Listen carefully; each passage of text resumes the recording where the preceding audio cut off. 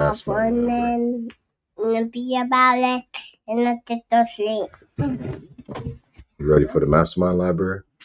Well, we're about to start it right now. See, look. Look what to do library. Have fun then the be about it and let it to sleep a whole library. You got a great memory, buddy. Well, what did you do library? I'm very proud of you. Have fun and TV, tiger. Sincere went to go use the bathroom. Should be right back. Okay. Mm-hmm. Welcome to the MasterMind Library. I am Ferdinand, the bringer of balance, leader of many disciplines, and one of your hosts of the MasterMind Library, the home of the MasterMind Book Club on FHTII.com. Me. I feel me of the Bible. Dad and Daddy. Diddy. Very good. Thank you for introducing our live audience. Elijah, Huey, and Sincere. Thank you so much. Appreciate you. Elijah and Titi. Yes, very good. Very good. So check us out. And then on the button. What did Titi do? Get a whole lot by baby. It's not fun and read about it. And don't take those later. And a whole lot by baby. Have fun and read about it. And don't take those later. And whole lot by baby. Very good. Good job. Good job. All right. Let me take the reins just for a second. So we are in episode 126 and very thankful to be here. And we are in Booker T. Washington's story of his life and his work. And so today we're in chapter 8. So let's go ahead and move to where we need to be in the book. Daddy. Yes, I'm about to get us there. 1 second. All right, page 115. And let's make it a little bit bigger for everybody, and then we'll go ahead and get started, okay? You ready for nap time? Mm-hmm. Okay, cool. That's good. That's real good to hear. All right, chapter 8, the history of Tuskegee from 1884 to 1894. From 1884 to 1894, while comparatively little was heard of the school in the public press, yet that was a period of constant and solid growth. In 1884, the enrollment was 169. In 1894, the enrollment had increased to 712, and 54 officers and teachers were employed. Besides the growth in the number of students and instructors, there had also been quite an increase in the number of buildings, and in every way the students were made more comfortable in their surroundings.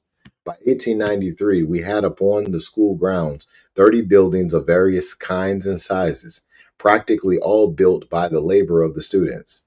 Between 1884 and 1894, I think, the hardest work was done in securing money. Regularly, during this period, we were compelled on amount of lack of accommodations to refuse many students, but very often they would come to us under such circumstances that, though lacking in accommodations, we could not have the heart to turn them away, especially after they had traveled long distances, as was true in many cases. Students seemed willing to put up with almost any kind of accommodations if they were given a chance to secure an education. During this period, either Miss Davison or myself, or sometimes both of us, spent a great deal of time in the North getting funds with which to meet our ever-increasing demands. This, of course, was the hardest and most trying part of the work. Beginning early in the morning, the day was spent in seeing individuals at their homes or in their offices, and in the evening and sometimes during the day, too. Addresses were delivered before churches, Sunday schools, or other organizations. On many occasions, I have spoken as many as 5 times at different churches on the same Sabbath. The large increase in the number of students tempted us often to put up buildings for which we had no money.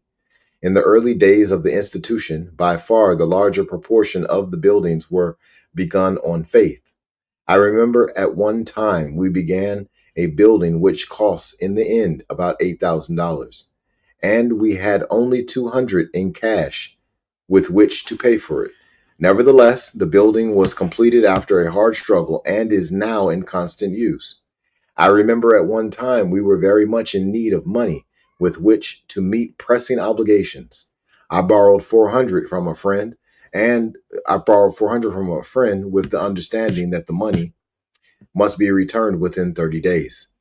On the morning of the day that the 30 days expired, we were without the $400 with which to repay the loan and were, of course, very much depressed in consequence.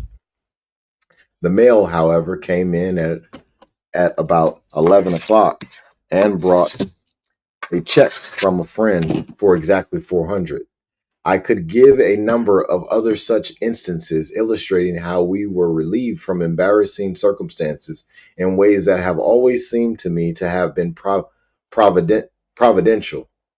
Although the institution has had occasion many times to give promissory notes in order to meet its obligations, there has never been a single instance when any of its notes have gone to protest, and its credit and general financial standing have always been good with the commercial world.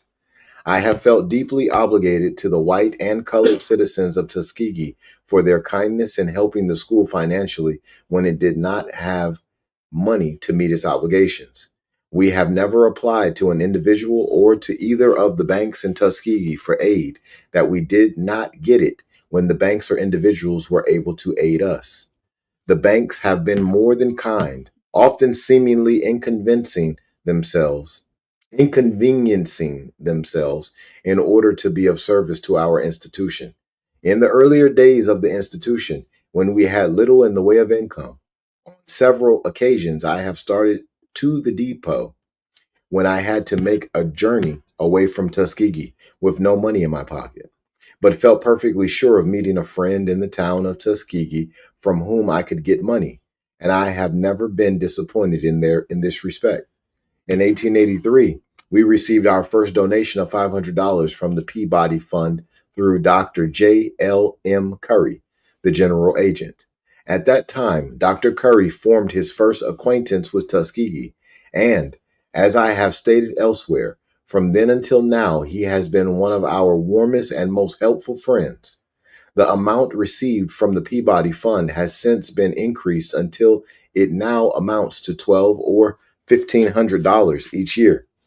In connection with this appropriation from the Peabody Fund, it may be interesting to relate a conversation which took place between Dr. Curry and one of the state officers at Montgomery,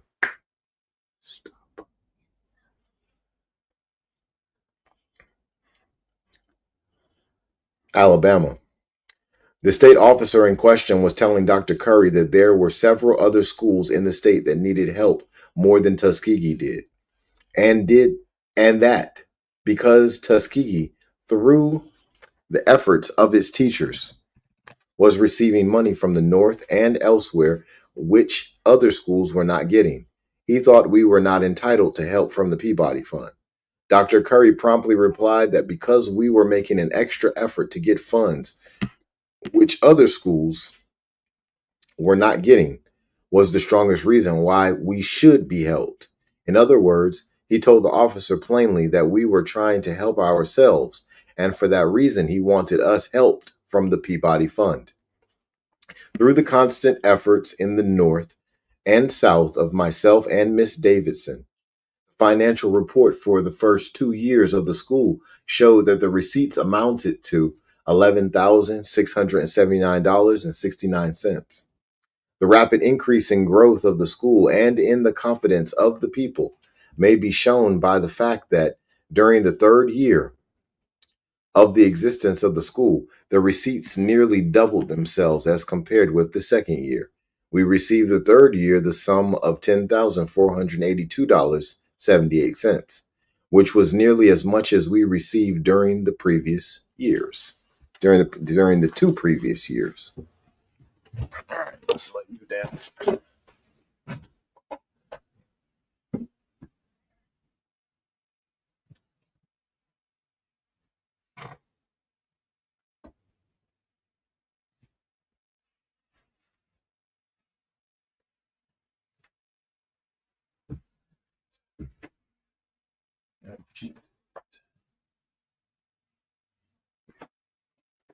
All right, I'm back.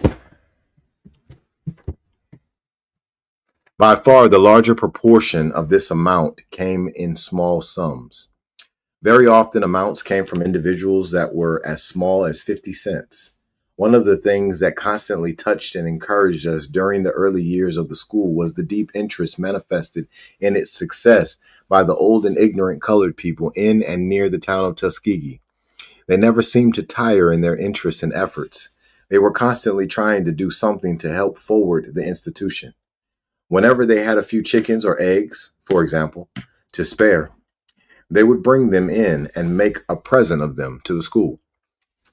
The income of the institution for the fifth year amounted to $20,162.13.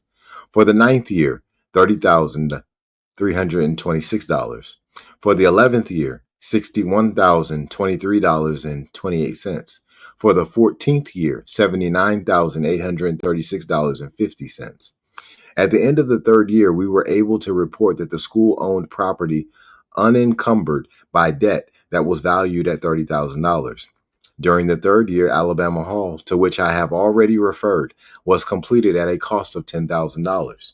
The report for the fourth year of the school's history shows that we received from all sources $11,146.07. During that year, we got into a very tight place financially and hardly knew which way to turn for relief. In the midst of our complexity, I went to General Armstrong and he very kindly loaned the school money to help it out of its embarrassment. Although I afterwards learned that it was nearly all of the money that he possessed in cash. In my fourth annual report to the trustees, I used the following words: greater attention has been given to the industrial department this year than ever before. Three things are accomplished by the industrial system. One, the student is enabled to pay a part of his expenses of board, books, etc. in labor. He learned how to work. Two, he learned how to work. Three, he is taught the dignity of labor. In all the industrial branches, the students do the actual work under the direction of competent instructors. I have not had occasion to change in any great degree the foregoing sentences as representing the purpose for which Tuskegee stands. During the fifth year of our work, we were able also to add a sawmill through the generosity of General J.F.B. Marshall, to whom I have already referred. The addition of this sawmill enabled us to saw a large part of the lumber used by the institution. In order to give many worthy students an opportunity to secure an education by working at some trade or industry during the day and studying at night, we opened in the fall of 1883 our first night school. The night school was opened with one teacher and one student. From this small beginning, the night school has increased until at this writing there are 450 students. By working in the day and going to school at night, the night students earn money with which to pay their expenses the next year in day school. And if they bring a good supply of clothing, they can earn enough, together with what they earn during vacation, to keep them in school 2 or 3 years after they enter day school.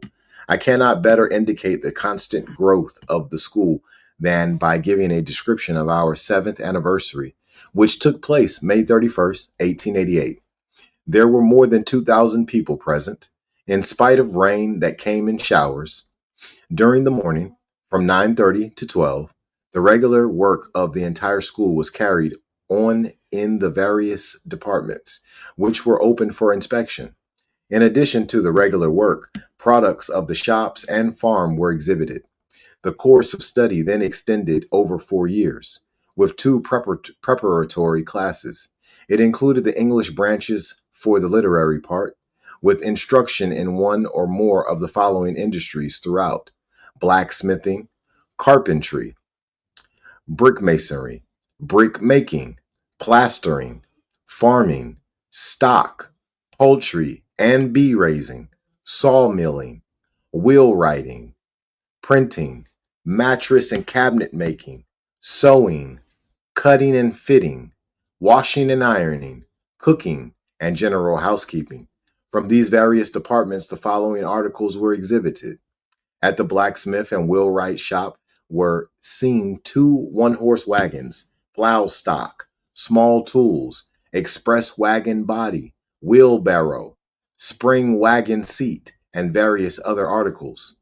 In the carpenter shop, there were wardrobes, a center and a leaf table, washstands, bookcases, bedsteads, washboards, picture frames, chairs, paneling, molding, laths, etc.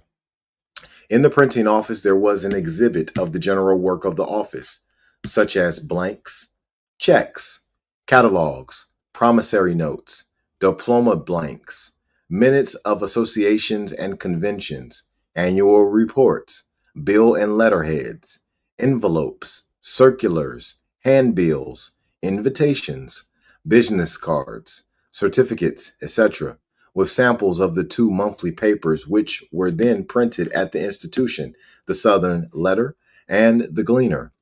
From the farm and poultry yard, there were vegetables, hogs, cattle, chickens, turkeys, guineas, geese, a peacock, eggs, bees, and honey. Mattress and chair making were features that had been added to the industries that year and were especially satisfactory. The mattresses exhibited compared favorably with those made anywhere.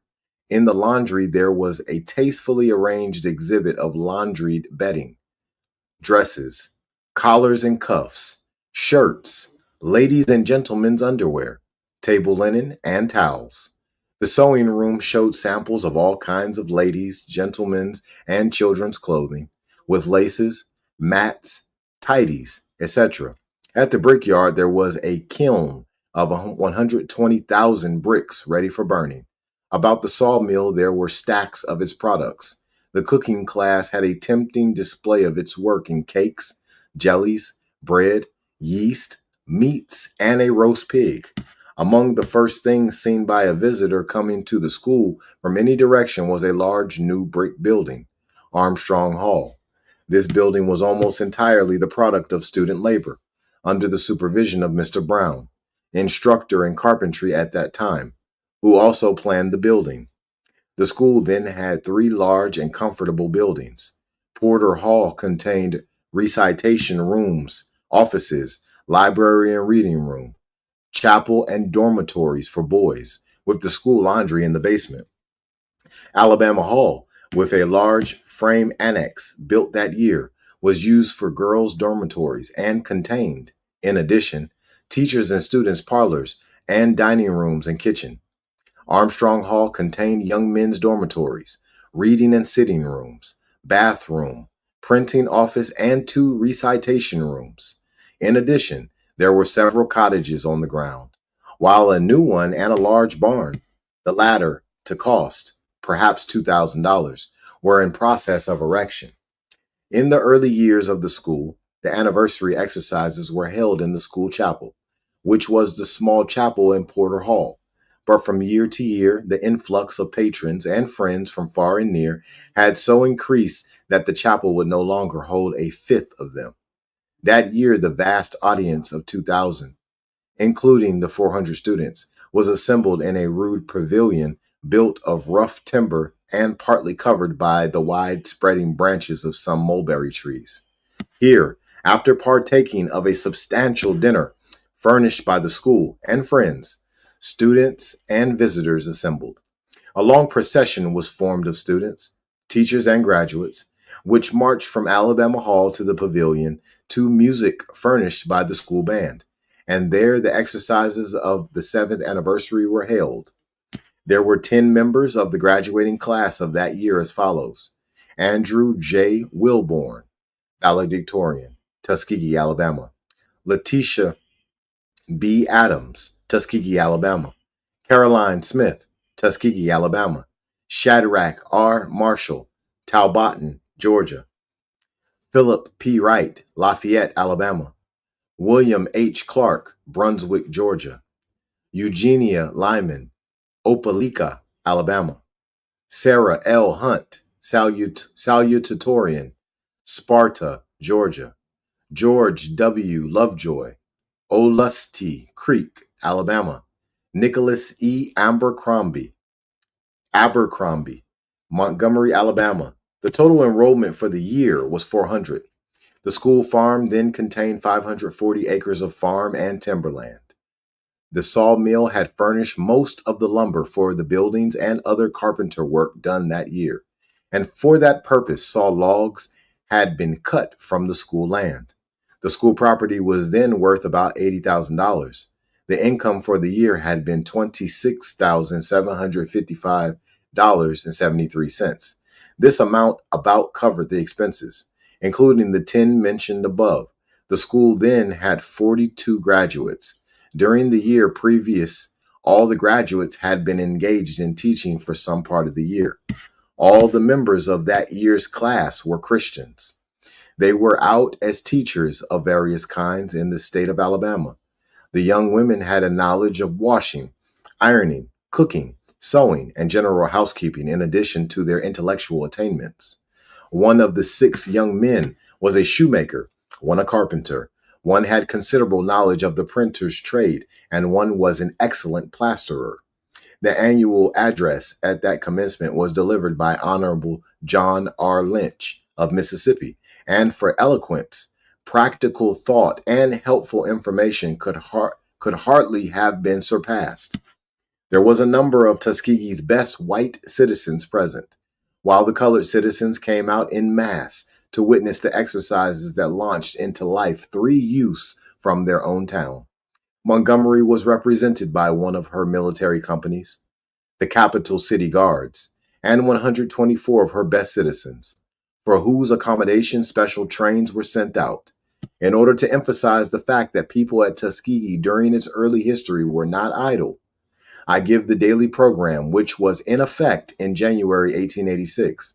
5 a.m., rising bell; 5:50 a.m., warning breakfast bell; 6 a.m., breakfast bell; 6:20 a.m., breakfast over; 6:20 to 6:50 a.m., rooms are clean; 6:50, work bell; 7:20, morning study hour; 8:20, morning school bell; 8:25, inspection of young men's toilet in ranks; 8:40, devotional exercises in chapel; 8:55, 5 minutes with the daily news; 9 a.m., classwork begins; 12, classwork closes; 12:15 p.m., dinner; 1 p.m., work bell; 1:30 p.m., classwork begins; 3:30 p.m., classwork ends; 5:30 p.m., bell to knock off work; 6 p.m., supper; 7:10 p.m., evening prayers; 7:30 p.m., evening study hours; 8:45 p.m.,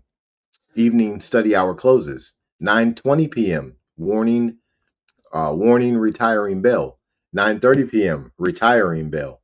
Although the period of the school's history about which I have written in this chapter was one of constant and substantial growth, it nevertheless was during this period that the school sustained a great loss, as well as I a great personal bereavement, in the death of my beloved and faithful wife, Olivia Davidson Washington.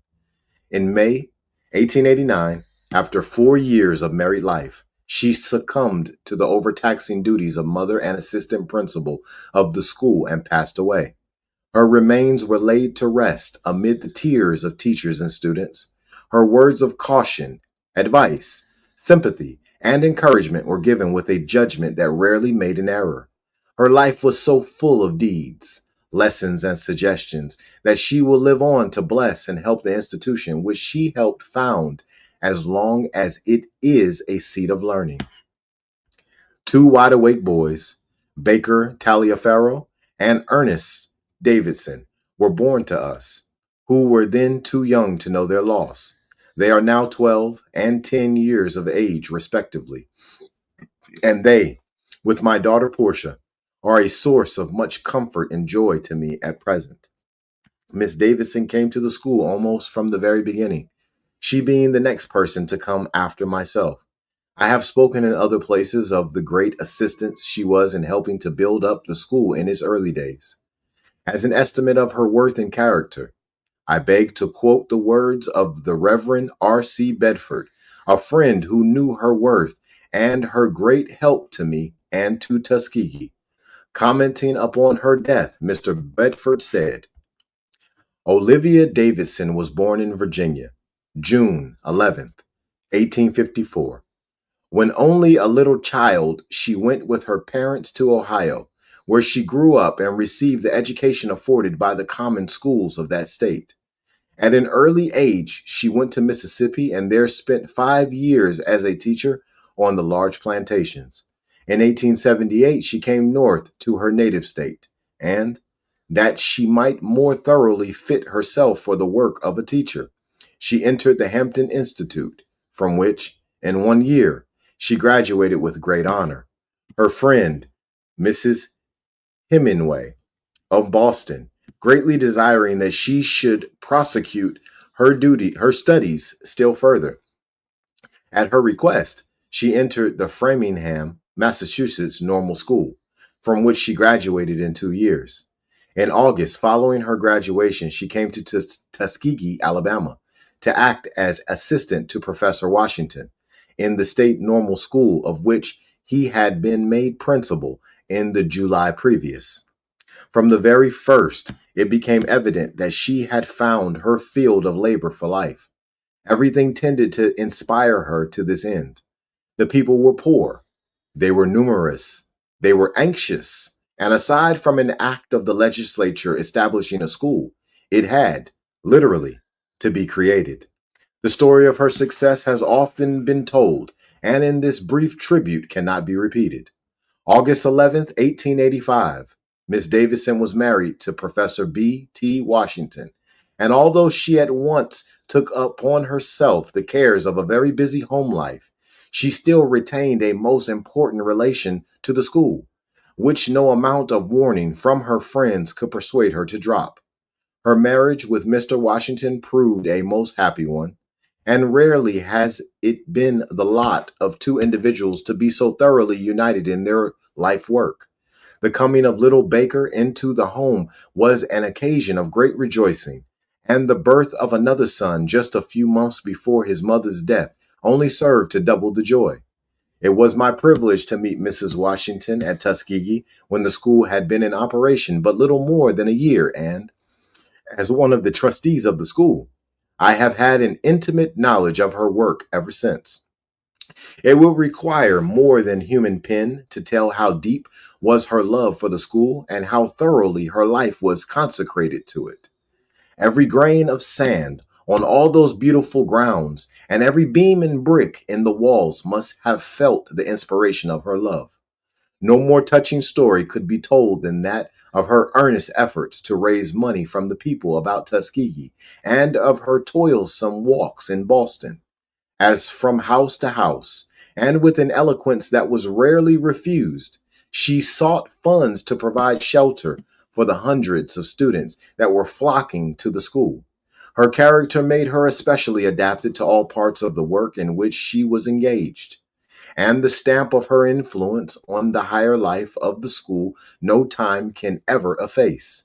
Among a people who make such show of religion, but often with too little of its spirit, hers was religion indeed, but with so little of show as sometimes to make her life a mystery to those who did not really know her, the blind and the poor, and above all the aged, can tell of her religion as they recall the happy Thanksgiving and Christmas times when they have sat at her table and her own hands have ministered to their wants. And when in sickness she has visited them and relieved their sufferings. No woman ever had a truer husband or more devoted friends, and the memory of their kindness will rest as a precious legacy upon the school and upon all who loved her as long as time shall last. While speaking of the financial growth of the school, I must not neglect to indicate the growth at the same time in students. As I have stated, the school opened with one teacher and 30 students. By the end of the first year, we had 3 teachers, including Miss Davidson, Mr. John Caldwell, and myself. For the third session, there were 169 students and 10 teachers. For the 5th year, there were 279 students and 18 teachers. For the 8th year, there were 399 students and 25 teachers. For the 10th year, there were 730 students and 30 teachers. For the 14th year, ending in June 1895, there were 1,013 students and 63 teachers. In the spring of 1892, at our annual commencement, we had the pleasure and the honor of a visit from Honorable Frederick Douglass, who delivered the annual address to the graduating class of that year. This was Mr. Douglass's first visit to the South, to the far South, and there was a large crowd of people from far and near to listen to the words of that grand old man. The speech was fully up to the high standard of excellence, eloquence, and wisdom for which that venerable gentleman was noted. Mr. Douglass had the same idea concerning the importance and value of industrial education that I have tried to emphasize. He also held the same views as I do in regard to the emigration of the Negro to Africa, and was opposed to the scheme of diffusion and dissemination of the Negro throughout the North and Northwest, believing as I do that the southern section of the country where the Negro now resides is the best place for him. In fact, the more I have studied the life of Mr. Douglass, the more I have been surprised to find his far reaching and generous grasp of the whole condition and needs of the Negro race. Years before Hampton or Tuskegee undertook industrial education, in reply to a request for advice by Mrs. Harriet Beecher Stowe as to how she could best use a certain sum of money which had been or was about to be placed in her hands, Mr. Douglass wrote her in part as follows: Rochester, March 8th, 1853. My dear Mrs. Stowe, you kindly informed me when at your house a fortnight ago that you designed to do something which should permanently contribute to the improvement and elevation of the free colored people in the United States. You especially expressed an interest in such of this class as had become free by their own exertions, and desired, most of all, to be of service to them. In what manner and by what means you can assist this class most successfully is the subject upon which you have done me the honor to ask my opinion. I assert, then, that poverty, ignorance, and degradation are the combined evils, or in other words, these constitute the social disease of the free colored people in the United States. To deliver them from this triple malady is to improve and elevate them, by which I mean simply to put them on an equal footing with their white fellow countrymen in the sacred right to life, liberty, and the pursuit of happiness. I am for no fancied or artificial elevation, but only ask fair play. How shall this be obtained? I answer, first, not by establishing for our use high schools and colleges. Such institutions are, in my judgment, beyond our immediate occasions and are not adapted to our present most pressing wants. High schools and colleges are excellent institutions and will in due season be greatly subservient to our progress, but they are the result, as well as they are the demand, of a point of progress which we as a people have not yet attained. Accustomed as we have been to the rougher and harder modes of living and of gaining a livelihood, we cannot and we ought not to hope that in a single leap from our low condition we can reach that of ministers, lawyers, doctors, editors, merchants, etc. These will doubtless be attained by us, but this will only be when we have patiently and laboriously, and I may add, successfully mastered and passed through the intermediate gradations of agriculture and the mechanic arts. Besides, there are, and perhaps there is a better reason for my views of the case, numerous institutions of learning in this country already thrown open to colored youth. To my thinking, there are quite as many facilities now afforded to the colored people as they can spare the time, from the sterner duties of life to judiciously appropriate. In their present condition of poverty, they cannot spare their sons and daughters 2 or 3 years at boarding schools or colleges, to say nothing of finding the means to sustain them while at such institutions. I take it, therefore, that we are well provided for in this respect, and that it may be fairly inferred from the fact that the facilities for our education, so far as schools and colleges in the free states are concerned, will increase quite in proportion with our future wants. Colleges have been opened to colored youth in this country during the last dozen years, yet few, comparatively, have acquired a classical education, and even this few have found themselves educated far above a living condition, there being no methods by which they could turn their learning to account. Several of this latter class have entered the ministry, but you need not be told that an educated people is needed to sustain an educated ministry. There must be a certain amount of cultivation among the people to sustain such a ministry. At present, we have not that cultivation amongst us, and therefore, we value in the preacher strong lungs rather than high learning. I do not say that educated ministers are not needed amongst us. Far from it. I wish there were more of them. But to increase their number is not the largest benefit you can bestow upon us. We have 2 or 3 colored lawyers in this country, and I rejoice in the fact, for it affords very gratifying evidence of our progress. Yet it must be confessed that, in point of success, our lawyers are as great failures as our ministers. White people will not employ them to the obvious embarrassment of their causes. The blacks, taking their cue from the whites, have not sufficient confidence in their abilities to employ them. Hence, educated colored men among the colored people are at a very great discount. It would seem that education and immigration go together with us. For as soon as a man rises amongst us, capable, by his genius and learning, to do us great service, just so soon he finds that he can serve himself better by going elsewhere. In proof of this, I might instance the rustworms, the garnets, the wards, the crummels, and others, all men of superior ability and attainments, and capable of removing mountains of prejudice against their race by their simple presence in the country.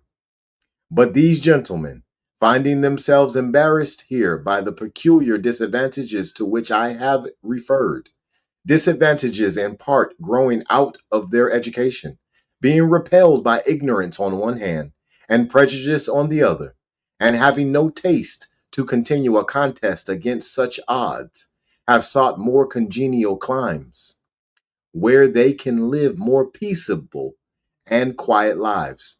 I regret their election, but I cannot blame them, for with an equal amount of education and the hard lot which was theirs, I might follow their example. There is little reason to hope that any considerable number of the free colored people will ever be induced to leave this country, even if such a thing were desirable. The black man, unlike the Indian, loves civilization. He does not make very great progress in civilization himself, but he likes to be in the midst of it and prefers to share its most galling evils to encountering barbarism. Then the love of country, the dread of isolation, the lack of adventurous spirit, and the thought of seeming to desert their brethren in bonds are a powerful check upon all schemes of colonization, which look to the removal of the colored people without the slaves. The truth is, dear madam, we are here, and here we are likely to remain. Individuals immigrate, nations never. We have grown up with this republic and see nothing in her character, or even in the character of the American people, as yet, which compels the belief that we must leave the United States. If, then, we are to remain here, the question for the wise and good is precisely that which you have submitted to me. namely, what can be done to improve the condition of the free people of color in the United States? The plan which I humbly submit in answer to this inquiry, and the hope that it may find favor with you, and with the many friends of humanity who honor, love, and cooperate with you, is the establishment in Rochester, New York, or in some other part of the United States equally favorable to such an enterprise, of an industrial college, in which shall be taught several important branches of the mechanic arts. This college shall be open to colored youth. I shall pass over the details of such an institution as I propose. Never having had a day's schooling in my life, I may not be expected to map out the details of a plan so comprehensive as that involved in the idea of a college. I repeat, then, that I leave the organization and administration of the institution to the superior wisdom of yourself and the friends who second your noble efforts. The argument in favor of an industrial college, a college to be conducted by the best men and the best workmen which the mechanic arts can afford, a college where colored youth can be instructed to use their hands as well as their heads, where they can be put in possession of the means of getting a living wherever their lot in afterlife may be cast among civilized or uncivilized men, whether they choose to stay here or prefer to return to the land of their fathers, is briefly this. Prejudice against the free colored people in the United States has shown itself nowhere so invincible as among mechanics. The farmer and the professional man cherish no feeling so bitter as that cherished by these. The latter would starve us out of the country entirely. At this moment, I can more easily get my son into a lawyer's office to study law than I can a blacksmith shop to blow the bellows and to wield the sledgehammer. Denied the means of learning useful trades, we are pressed into the narrowest limits to obtain a livelihood. In times past, we have been the hewers of wood and drawers of water for American society, and we once enjoyed a monopoly in menial employments. But this is so no longer. Even these employments are rapidly passing away out of out hands. The fact is, every day begins with the lesson and ends with the lesson that colored men must learn trades, must find new employments, new modes of usefulness to society, or that they must decay under the pressing wants to which their condition is rapidly bringing them. We must become mechanics. We must build as well as live in houses. We must make as well as use furniture. We must construct bridges as well as pass over them before we can properly live or be respected by our fellow men. We need mechanics as well as ministers. We need workers in iron, clay, and leather. We have orators, authors, and other professional men, but these reach only a certain class and get respect for our race in certain select circles. To live here as we ought, we must fasten ourselves to our countrymen through their everyday cardinal wants. We must not only be able to black boots, but to make them. At present, we are in the northern states, unknown as mechanics. We give no proof of genius or skill at the country, state, or national fairs. We are unknown at any of the great exhibitions of the industry of our fellow citizens, and being unknown, we are unconsidered. Wishing you, dear madam, renewed health, a pleasant passage, and safe return to your native land, I am, most truly, your gratified friend, Frederick Douglass. In October 1893, I was married to Miss Maggie James Murray, who is a graduate of Fisk University and who came to Tuskegee in 1889 as a teacher. She has proven in every way herself to be equally interested in the advancement of Tuskegee as myself, and fully bears her share of the responsibilities and labor, giving especial attention to the development of the schools and to work among the women through her mother's meetings in various parts of Alabama and elsewhere. And that concludes chapter 8. of Booker T. Washington's story of his life and works. And on our next episode, we'll be jumping into chapter 9, which focuses on invited to deliver a lecture at Fisk University. Some powerful material, y'all. I'm very thankful for everybody who's tuning in to learn about Frederick Douglass, about Booker T. Washington. I think there is an important place in history for Frederick Douglass, but I do think that Booker T. Washington, he's that guy. And we need to learn more about him. Maybe even emulate some of the things that Booker T. Washington has done. Building a school from scratch in the South during that time, in the late 1800s. All the respect in the world from somebody like me. Because I've been to dangerous places. I've worn uniforms that are dangerous to wear in those places. And I understand the challenge to build something in a place where it's dangerous for you and what happens along the way. I believe in diligence. I believe and I know that self-discipline gets things done. And I'm appreciative of Booker T. Washington's life. And one of the reasons why I also love reading this book, as I've told you all over the last however many episodes, I used to read this book to my grandmother when she lost her eyesight in her early 90s. And before she passed, I used to come over and I used to read a chapter to her. And Mama Ann used to smile. She used to really love it when I would read to her. And I'm sitting in Mama Ann's chair right now. I'm harnessing the energy of Mama Ann.